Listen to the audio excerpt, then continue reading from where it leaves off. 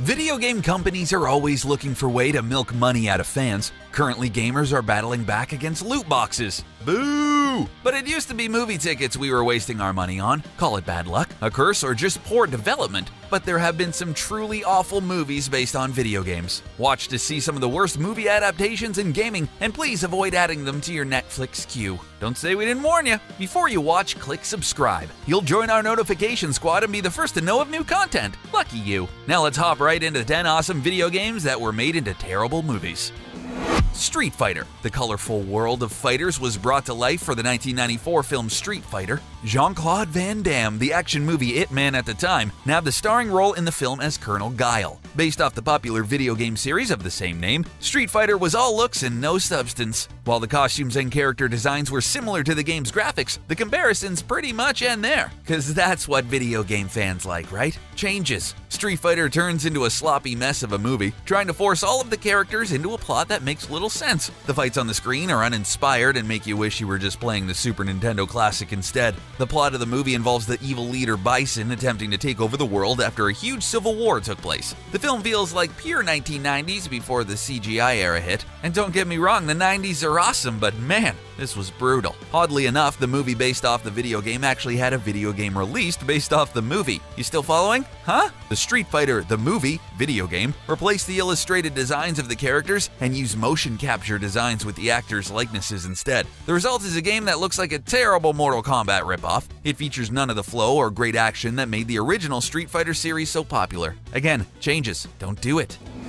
Alone in the Dark. You know a movie is bad when it only reaches 1% on Rotten Tomatoes. This is exactly what happened with the horror film Alone in the Dark. The Alone in the Dark video game franchise features awesome survival stories, but the movie?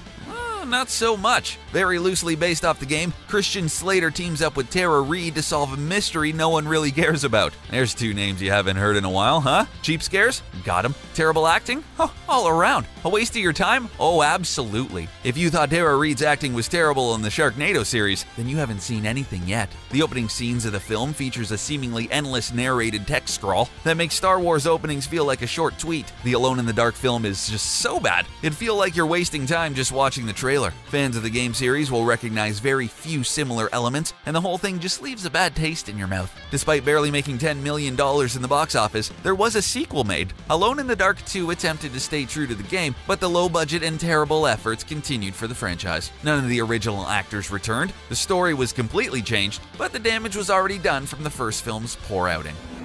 Mortal Kombat Annihilation. When Mortal Kombat first hit the big screen in 1995, fans were pleasantly surprised with the resulting film. Characters were true to their origins, the plot made sense, and the fight scenes were pretty great. Actors like Christopher Lambert, Bridget Wilson, and Kari Hiroyuki Tagawa all added a lot of depth to their roles. The gritty feel of the movie matched the tone of the game series, and it sparked a lot of interest in future Mortal Kombat films. And hey, what do you know? A few years later, the Rush sequel Mortal Kombat Annihilation was released, and the franchise instantly died. Get over here! A majority of the characters were recast with worse actors, the film's plot didn't make any sense, and a lot of the fight scenes felt uninspired and repetitive. It felt like the filmmakers were just trying to cash in on the release of Mortal Kombat 4. Oh hey, yeah, here's a movie we made. The characters look like desperate fans wearing costumes rather than actual trained fighters. Really bad cosplay. Through the years, the film has been mocked for its terrible scenes and cheap effects. There are random slow-motion shots added through the movie, showcasing the terrible acting and set designs even further. The failure of Mortal Kombat Annihilation caused the whole franchise to disappear from cinemas. In today's current world of superhero films, another Mortal Kombat movie has a chance to survive, but Annihilation has made any studios hesitant in even considering the project. Finish him.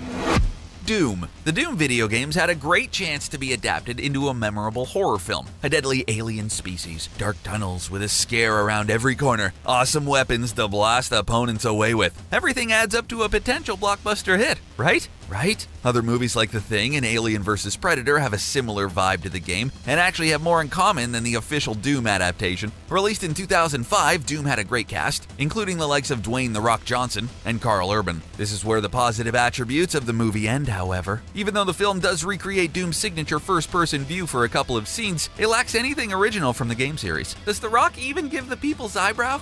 I don't know. The budget is clearly low, the acting is subpar, and the climax of the film is uninspiring. Instead of taking on one of the fire-breathing monsters like there were in the game, the main character goes up against an infected version of Johnson's character. The scene is a back-and-forth fight we've seen 100 times on the big screen. Needless to say, Doom was a big flop, but luckily, it didn't derail Dwayne Johnson's movie career. You don't say. The Doom franchise still has a chance to thrive if it is rebooted, and man, Hollywood likes a reboot. A larger special effects budget and a stronger focus on the story could make fans forget about this mess altogether.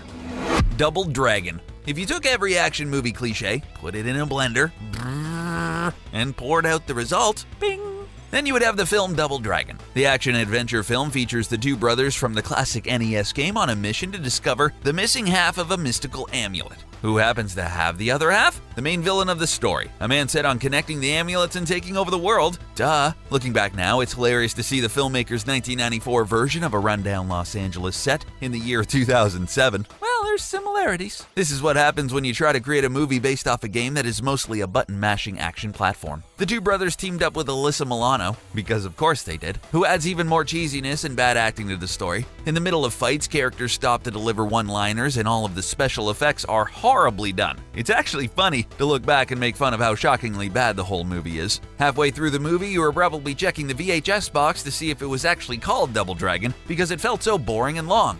Yeah, VHS, remember those? Even casting Robert Patrick as the main villain couldn't save this disaster. If it was released today, it would be a straight-to-Redbox title that people regretted spending an extra dollar on. House of the Dead. Sega's House of the Dead was originally an arcade shooter where players traveled through a mysterious mansion and blasted away zombies using the arcade's built-in gun controller. It was pretty awesome. A zombie home invasion film is nothing new, but there's always potential for some good scares. Well, you won't find any of those in the House of the Dead film adaptation. Directed by the infamous low-budget filmmaker Uwe Boll, the film basically represents everything wrong with low-budget horror. There is absolutely no plot to speak of. Characters ramble on endlessly, and you truly do not care about who lives or dies. Add some random nudity for no apparent reason, and you have a huge mess on your hands. Sorry, that sounded really dirty. When watching House of the Dead, you don't have to look very far to spot mistakes either. The editing is awful, some scenes extend on after they've already been cut, and the special effects are downright awful. Famed character actor Clint Howard has been in some real stinkers, but even he should be embarrassed for agreeing to get cast in this one. Also, the majority of the movie takes place on an island, void of the signature house featured in the arcade classic. And, of course, the title of the movie. With zombies being so popular, the franchise had the chance to succeed, but Sega made the mistake of handing off the film rights to the wrong people. And yet, somehow there was a sequel made. Funny how that happens, huh? And we think it's pretty obvious the sequel was terrible too. Shocking. Wing Commander. It's fun taking control of a pilot and flying through space, but when you give up your controller for a bucket of popcorn, a lot of the fun elements disappear. This is exactly the scenario for Wing Commander, a 1999 film starring Freddie Prinze Jr. and Matthew Lillard. The space battles in the film feel uninspired, feature a lot of random explosions, and have a lot of confusing action sequences. Throw in a ton of cheesy dialogue and some bad acting to complete the trifecta of awful movie making. Characters are killed off to add in drama, but the acting is so horrendous you really can't take any of it seriously. Wish me luck. I mean, come on, it's Freddie Prinze Jr., right? The filmmakers actually tried to stay true to the game's original story and battle against the evil Kilrathi, but it all just feels uninspired. What could have been a great story ends up feeling like some type of Star Wars ripoff. The filmmakers also tried to cash in on the success of Matthew Lillard and Freddie Prinze Jr. from teen films like She's All That and Scream. It's too bad they didn't realize how different it is to act in a space drama rather than a cheesy teenage comedy. The movie looks so dated now, but it was no different back in 1999. Some of the original DOS game graphics seem better than the final version of that movie. Assassin's Creed. If there was any game series deserving of a proper film, it's Assassin's Creed. Unfortunately, filmmakers proved that getting a large budget for your movie doesn't equal a better movie. Released in 2016, the trailers and teasers surrounding Assassin's Creed led to a lot of hype. I mean, come on, it's got Fassbender. But the results were a huge letdown. With a 17% rating on Rotten Tomatoes, ouch, Assassin's Creed is just another bomb in the long line of failed video game movies. Sorry, everybody. Sorry. The cast itself was actually pretty great, with Michael Fassbender filling the shoes of Aguilar, but none of the cast really had much to work with. By watching the film, you would never guess that Fassbender was nominated for an Academy Award. Yeah, really, he's a great actor, I swear. His action experience in the X-Men franchise did not translate so well to the video game adaptation. The character development was weak and the movie did not explain some of the basic plot elements well enough. There's a lot of rooftop jumping, but the action itself is nothing compared to the things you can actually do in the game. The result is a messy film that will confuse the casual viewer and disappoint anyone who's played any of the video games. You'll get 10 times the experience out of new game releases like Assassin's Creed Origins. The franchise could still succeed as an adaptation, but something like a long-form television show would work a lot better. Attention Netflix or HBO, we're talking to you. Need for Speed. With a Fast and Furious film dominating the box office year after year, there's room for a little competition, and this is what Need for Speed attempted to do when it was released. Yeah, good luck with that. Aaron Paul led the movie in his first big movie role after his hit show Breaking Bad ended. While the filmmaker stayed true to the car racing by keeping all of the effects practical and removing the need of CGI, the movie cannot avoid the so many racing cliches that came before it. Races are predictable, the twists are even more predictable, and there's only so many different ways you can see a car burn rubber on the road. Any scenes where actors aren't speeding around against each other is just boring, horribly acted, or doesn't really make any sense. The cross-country plot has been done numerous times before in much better fashion. The film tries to cater to the Fast and Furious audience, but mostly feels like a big rip-off of the franchise. And there's no Vin Diesel. I mean, come on. This doesn't mean there shouldn't be any racing movies, but there are a lot of ways to create a lot more original concepts along the way. The Need for Speed franchise has a lot of interesting concepts to play off of, but the movie feels rushed and more like a polished advertisement rather than an actual film. The film has a 22% rating on Rotten Tomatoes and was instantly forgettable as soon as it was released. Man, Rotten Tomatoes is harsh.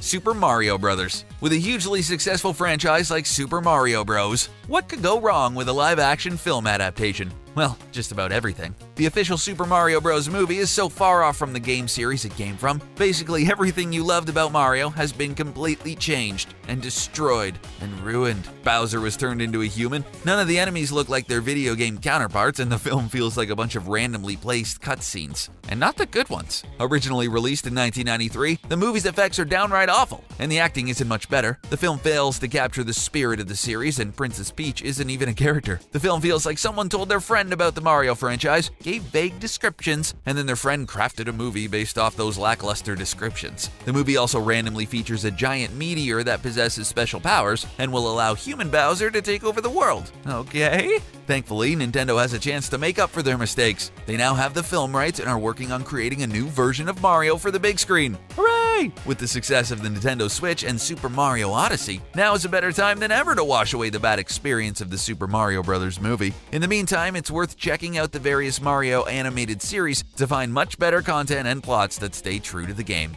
It's me, Mario. I'm available to voice some Nintendo. Well, there you have it. What video game adaptation do you think is the worst? Is there any we missed? What video game do you actually think would make a great movie? Let us know in the comments section below. Don't forget to like this video, share it, and subscribe to The Gamer so you can stay up to date with all our awesome videos. Later!